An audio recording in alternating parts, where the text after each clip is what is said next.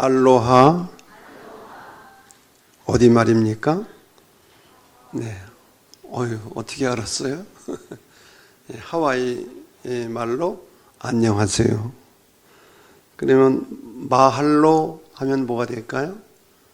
마할로 안녕히 계세요. 네.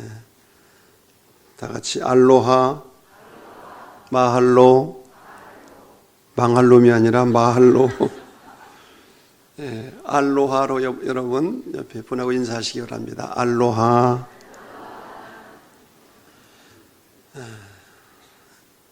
하와이 하면은 대부분 많은 분들이 섬 하나로 되어 있는 줄 아는데 절대 그렇지 않죠. 하와이 제도, 하와이 군도는 19개의 섬으로 되어 있습니다. 그리고 큰 섬이 5개가 있어요. 맨 북쪽에 있는 섬이 어떤 섬일까요? 이거 알 수도 없어. 사실은 저도 몰랐으니까. 카우아이. 제가 카우아이를 아는 건 여러분보다 똑똑해서가 아니라 2008년 제가 안식년을 여기 가서 3개월을 보냈잖아요. 카우아이라는 섬에서. 그리고 그 밑에 마우이라는 섬도 있고 몰로카이, 빅 아일랜드.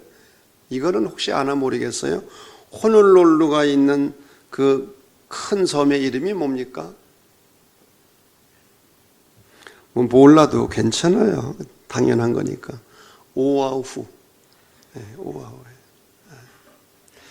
제가 그 카우아이에 가서 3개월을 보내면서 죽을 고생을 하고 다녀온 섬이 바로 몰로카이입니다.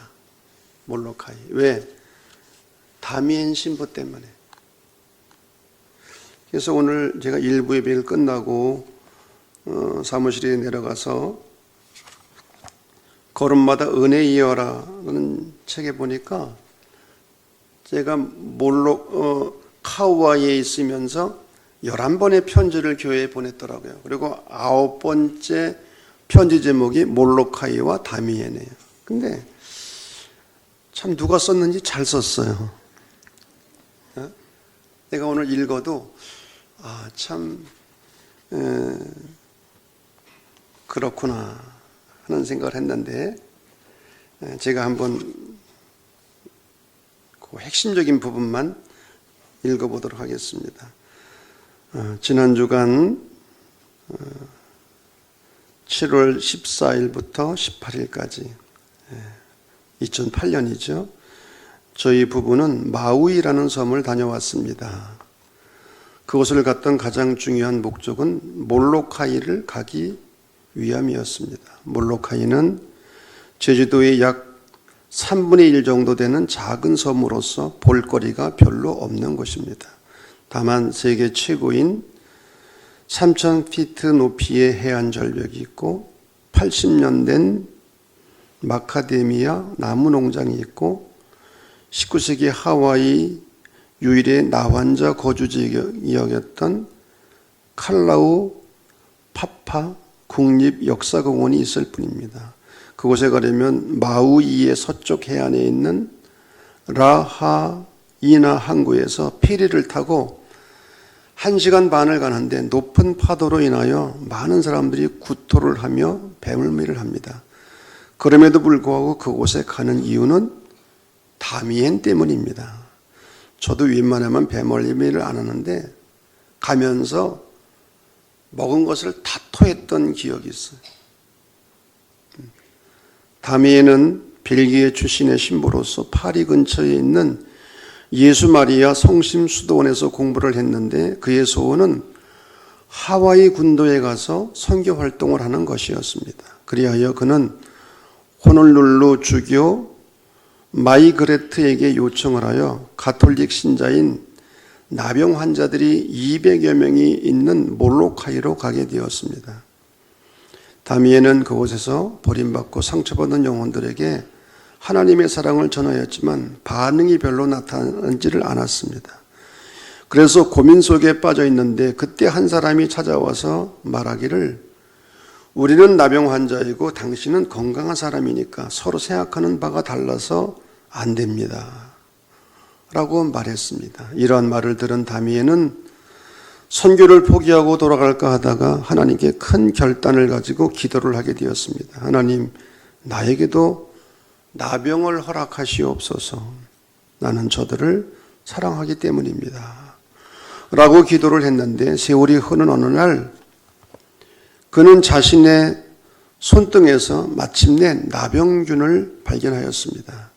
그는 자신의 손에서 나병균이 발견된 순간 하나님 앞에 무릎을 꿇고 기뻐하며 감사하여 기도를 드렸습니다. 왜냐하면 나병 환자가 되었기 때문에 저들과 같은 위치에서 하나님의 말씀을 전할 수 있었기 때문이었습니다. 결국 나병 환자가 된 그가 그들과 함께 같은 아픔을 가지고 그들과 같은 삶을 살면서 그들을 진심으로 사랑할 수 있게 되었는데 33세의 젊은 나이에 살아있는 무덤이라 불리는 땅에 가서 49세의 나이에 죽으면서 이런 말을 남겼습니다. 모든 것을 전부 다 바친 나는 참으로 행복한 사람입니다. 지금 나는 완전히 가난한 모습으로 죽습니다.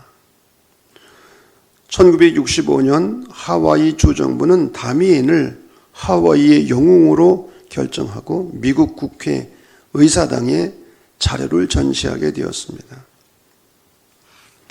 몰로카이를 다녀오는 길이 배멀미로 인하여 결코 쉽지 않은 길이었으나 그러하였기에 더욱 버림받은 자의 땅으로 가서 그들과 함께하는 삶을 살았던 다미엔의 마음을 조금이나마 더 깊이 묵상하며 기도할 수 있었던 의미 있는 시간이었습니다.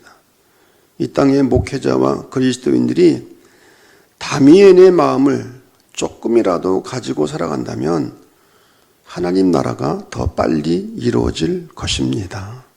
주님, 다미엔이 가졌던 주님의 마음을 손톱만큼이라도 허락하시옵소서. 얼마만큼이라도? 손톱만큼이라도. 그러한 마음이 우리에게 손톱만큼만 있다 할지라도 우리의 공동체나 우리의 세화가 잘못될 수가 없는 것이죠.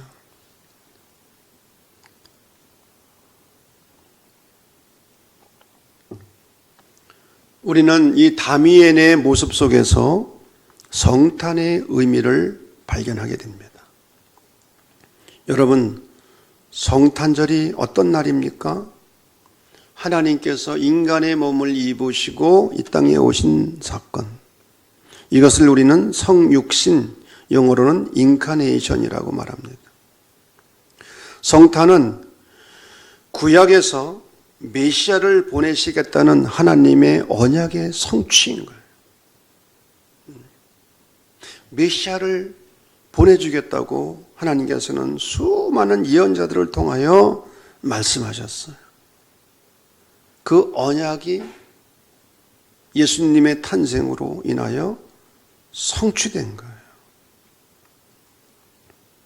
그런데 성탄의 의미를 가장 잘 말해주는 상징이 뭐냐?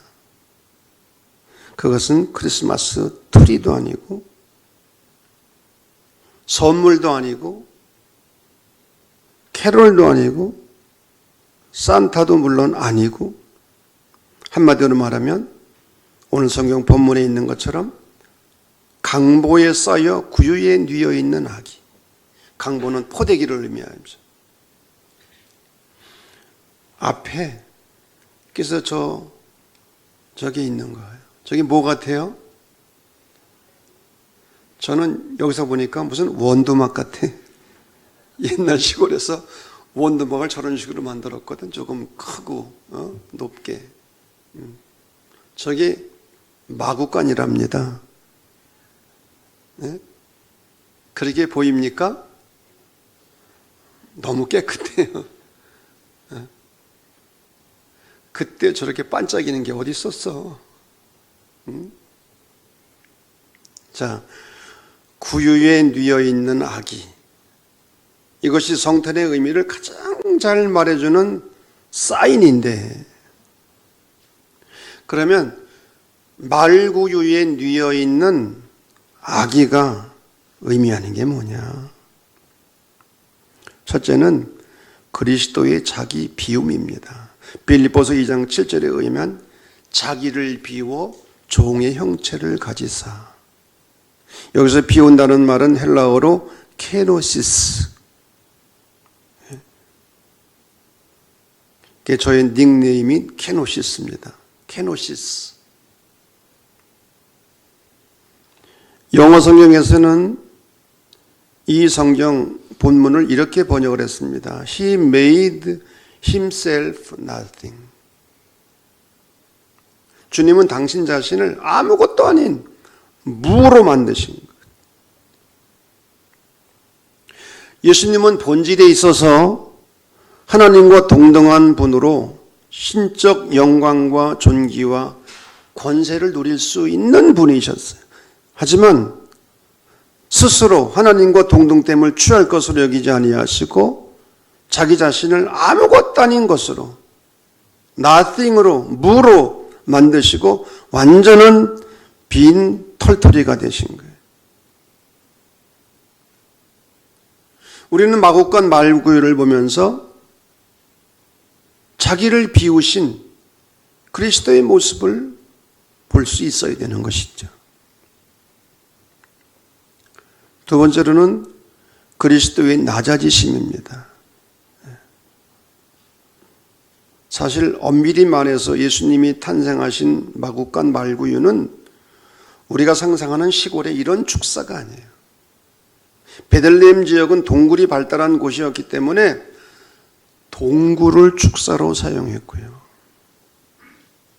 그러지 않아도 마곡간은 짐승들이 똥과 오줌을 싸서 냄새가 지독히 나는 곳인데 동굴이었으니 얼마나 냄새가 지독했겠어요. 저는 젊은 시절 축사를 치워본 경험이 있어요. 소 외양간도 쳐보고 또 돼지 우리간, 돼지를 뭐라 그러나? 우리간이라는 뭐라 그러나? 돼지 우리간 맞아요? 또 젖소도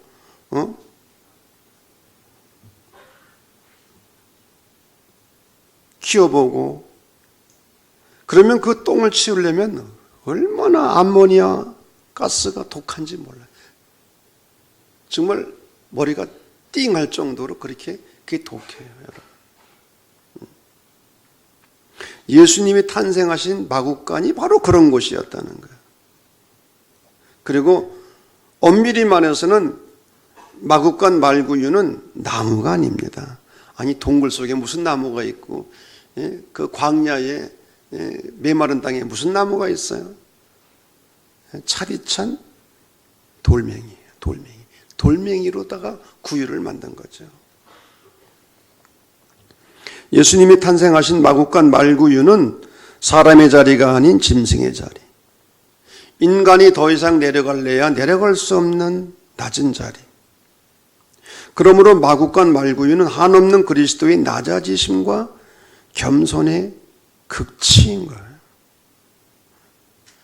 우리는 마곡간 말구유를 보면서 그리스도의 낮아지심을 생각해야 되는 것입니다. 세 번째로 구유에 뉘어 있는 아기가 의미하는 것은 그리스도의 아픔과 희생입니다. 사람은 조금만 환경이 바뀌고 환경이 낮아지면 적응하기가 어려워요. 위로 올라가는 거는 쉽지만 내려가는 건 정말로 어려워요.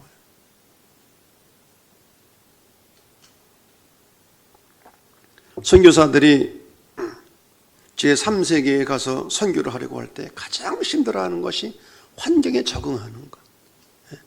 한국에서 그래도 편안하게 안정되게 살다가 아프리카나 이 아시아 가난한 나라들에 가면은 그 환경에 적응하기가 정말 어려운 거예요.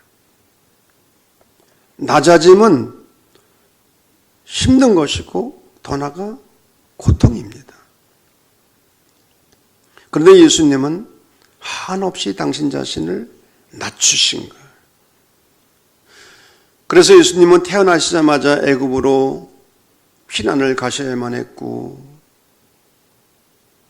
또 예수님은 육신의 아버지 요셉이 목수였기 때문에 아버지를 도와 손에 못자국이 박히도록 노동으로 인해서 힘든 일을 하셨다는 거예요. 3년 동안 공적인 생애를 사시면서도 마음 놓고 쉴 만한 집이 없으셨어요. 주님이 말씀하시기를 여우도 굴이 있고 인자도 공중의 새도 깃들일 곳이 있지만은 인자는 머리 둘 곳조차 없다. 예수님은 머리 둘 곳조차 없는 삶을 사셨어요. 그 당시 종교 지도자들에게 조롱과 멸시를 받으셨고 끊임없는 비판과 공격을 당하셨습니다.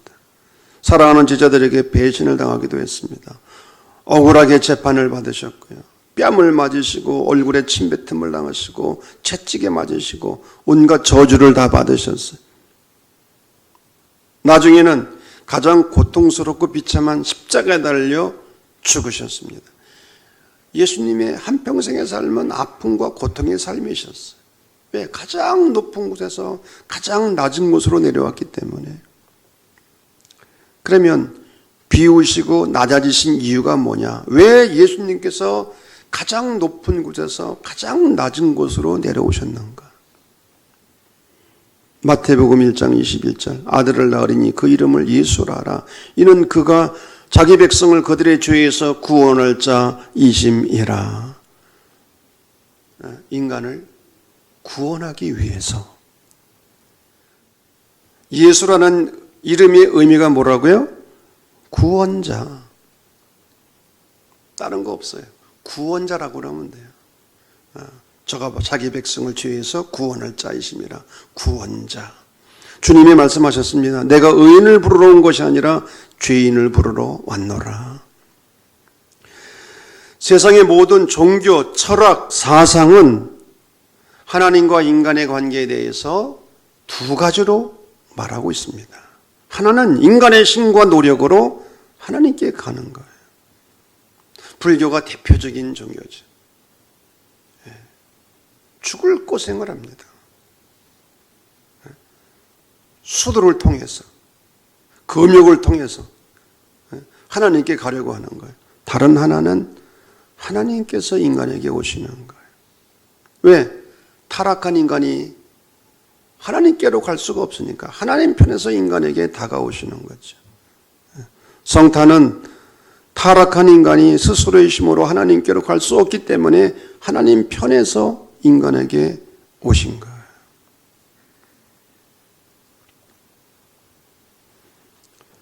두 번째로, 왜 주님은 낮아지시고 당신 자신을 한없이 비우셨나? 우리와 함께 하시기 위해서. 마태복음 1장 23절 말씀, 보라가 처녀가 잉태하여 아들을 낳으리니 그의 이름을 임마누엘이라 하리라. 이를 번역한 즉 하나님이 우리와 함께 계시다 함이라. 하나님은 저 멀리 하늘 높은 곳에 계신 분이 아니라 지금도 우리와 함께 하시는 분, 우리 가까이 계신 분, 특별히 우리가 어렵고 힘들 때 가장 함께 가까이 하시는 분, 항상 우리와 함께 하시지만 우리가 약하고 힘들고 어려울 때 더 가까이에 함께 하시는 분이라는 거죠.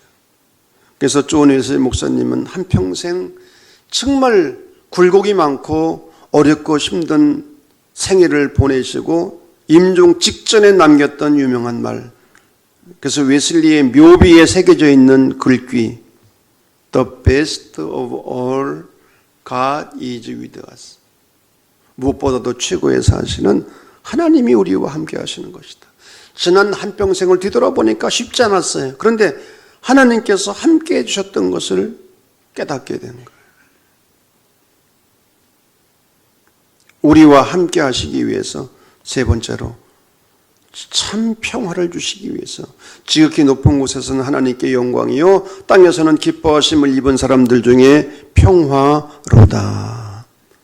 에베소서 2장 14절 말씀, 그는 화평이신지라 둘로 하나를 만드사 원수된 것 그 중간에 막힌 담을 자기 육체로 허시고.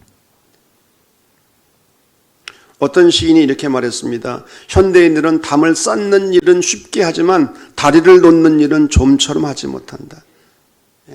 담 쌓는 일은 쉬워요.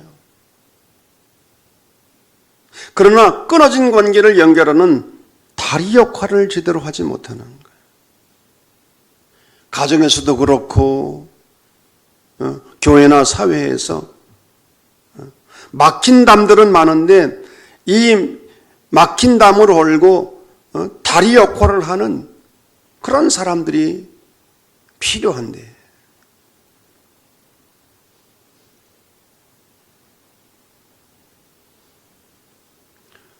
어떤 학자는 예수님의 일평생을 가리켜 한마디로 표현했습니다. 경계선 가로지르기. 예수님은 수많은 경계선을 가로지르는, 예를 들면 예수님께서 예루살렘에서 저 북쪽에 있는 갈릴리 호수를 가려면 사마리아 지역을 통과해야 되는데 대부분의 유대인들은 사마리아 지역을 통과하지 않았어요. 우회하거나 왼쪽으로 돌아서 간 거예요. 그러나 예수님은 가로질러 가셨죠. 그래서 사마리아 여인을 만나게 되고 그를 구원하시고, 예수님께서 왜 비우시고 낮아지셨는가? 참 평화를 주시기 위해서. 여러분, 주님이 주시는 평화가 우리 가운데 함께 하시기를 빕니다. 마지막으로 중요한 것은 그리스도께서 내려오신 하강의 길은 우리가 하나님께로 가는 상승의 길이라고 하는 거예요. 극과 극은 통합니다. 서쪽으로 가면 오른쪽으로 하면 내 왼편이 나오는 거예요. 내가 뒤로 계속 가면은 바로 앞이 나오는 거예요. 낮은 곳으로 내려가면 가장 높은 자리가 나오는 겁니다. 가장 낮은 곳으로 내려가면 가장 높은 자리가 나오는 거예요. 하나님께로 가는 길은 버림으로써 얻고, 낮아짐으로써 높아지고, 비움으로써 채워지고, 죽음으로써 살고, 부정으로써 긍정에 이르는 길인 거예요. 그래서 오늘 화면에 한 문장으로 표현을 했습니다.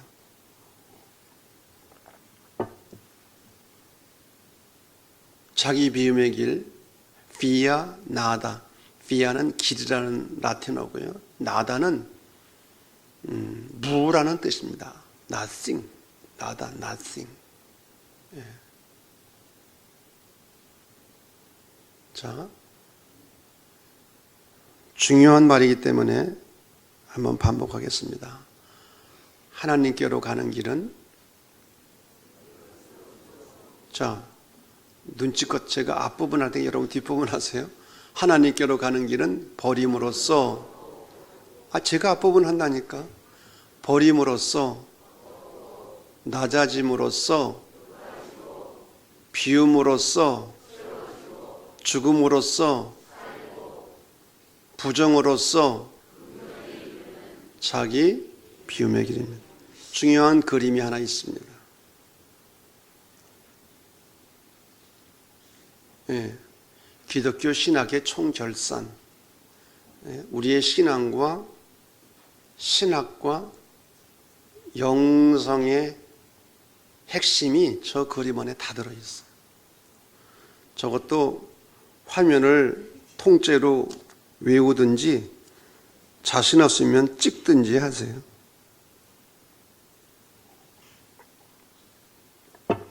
자, 저 그림을 설명하겠습니다. 자, 하나님,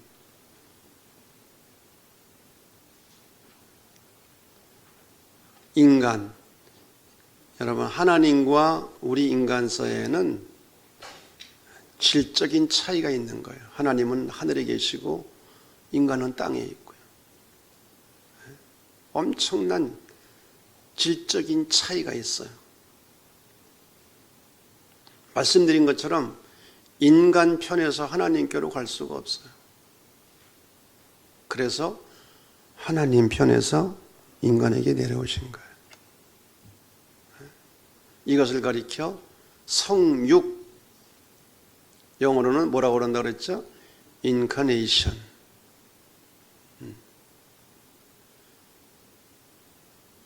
신성이 인성을 입으신 거예요. 거룩하신 하나님이 인간의 몸을 입으신 거예요. 여러분, 우리가 이 예수님 탄생 기사를 읽을 때에 많은 현대인들이 동정녀 탄생의 기사를 읽으면서 성경을 집어치고 도대체가 어떻게 처녀가 임신해서 아들을 낳을 수 있느냐, 이런 비과학적이고 비이성적인 이런 성경을 어떻게 읽을 수 있느냐 그래요. 그러나 동정녀 탄생의 기사가 우리에게 말해주는 신학적 핵심이 있어요. 예수님은 신성과 인성을 동시에 가지신 분이다. 이것을 말하려고 하는 거예요. 예수님은 마리아의 몸을 통해서 오셨잖아요. 인간을 통해서. 인간의 몸을 입으시고. 예수님이 우리의 구원자가 되시려면 신성도 있어야 되고 인성도 있어야 우리의 진정한 구원자가 될 수 있는 거예요. 유령은, 육신이 없는 유령은 우리의 구원자가 될 수가 없는 거예요. 그 다음 대속이 무엇입니까? 우리의 죄를 대신 짊어지신 것이죠. 십자가 사건이죠. 대속의 사건. 그리고 예수님은 십자가에 달려 죽으시고 그 다음에 어떻게 하셨어요?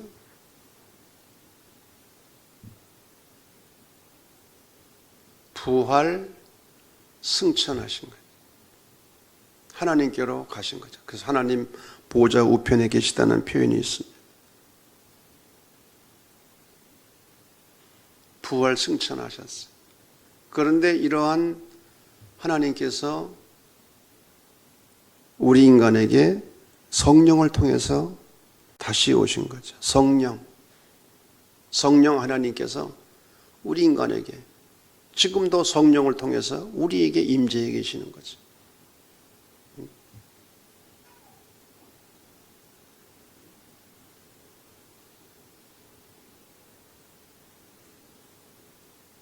그래서 이 성령을 통해서 회심 사건이 일어나는 거예요.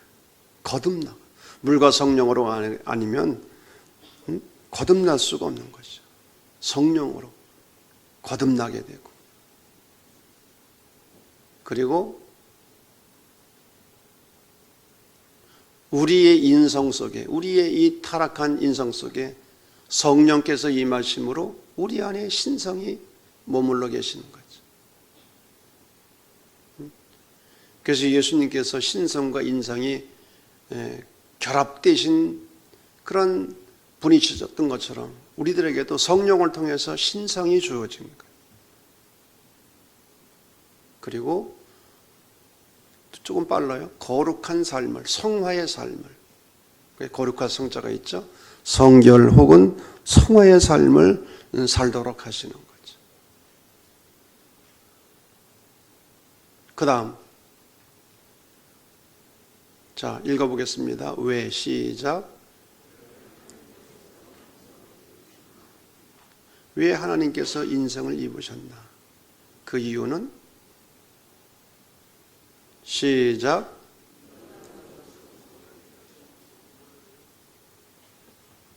네. 인간으로 하여금 신성을 입게 하시려고. 자, 그 다음 질문. 왜 하나님께서 인간이 되셨나? 거기에 대한 답변. 인간으로 하여금 누구처럼 되게 하시려고? 하나님처럼 하나님의 형상을 본받고 잃어버린 형상을 되찾고, 그 다음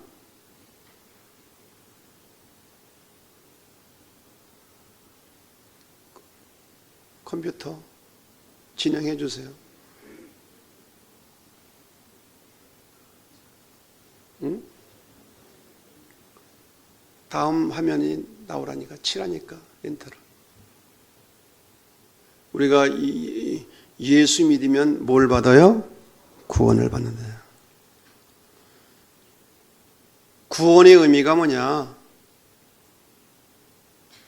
이 땅에서 예수 믿고 복 받고 살다가 죽어서 천국 가는 거냐? 존재의 이동이 아니라 존재의 뭐라고요? 변화예요. 우리 존재가 변화되는 거예요. 누구처럼? 하나님의처럼. 하나님의 성품을 우리가 본받는 거죠. 하나님처럼. 이것이 기독교 신앙과 신학과 영성의 총결산입니다. 여러분, 오늘도 우리가 살아계신 하나님을 만나기 위해서는 그리스도께서 하신 것처럼 비우고 낮추고,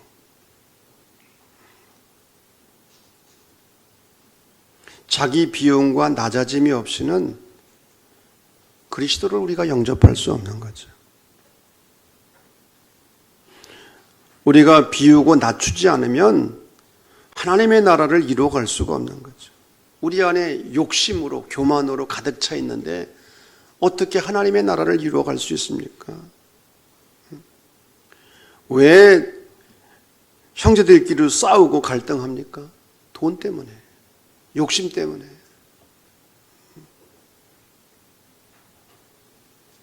우리가 주님이 탄생하시는 성탄절을 앞두고 이 거룩한 대림절 은총의 계절에 우리 안에서부터 자기 비움과 낮아짐의 은혜가 함께하기를 간절히 소원합니다. 그리하여 2019년 성탄절에 주님께서 우리 가운데 임하실 수 있도록 이런 은혜와 축복이 함께하기를 주의 이름으로 간절히 축원합니다.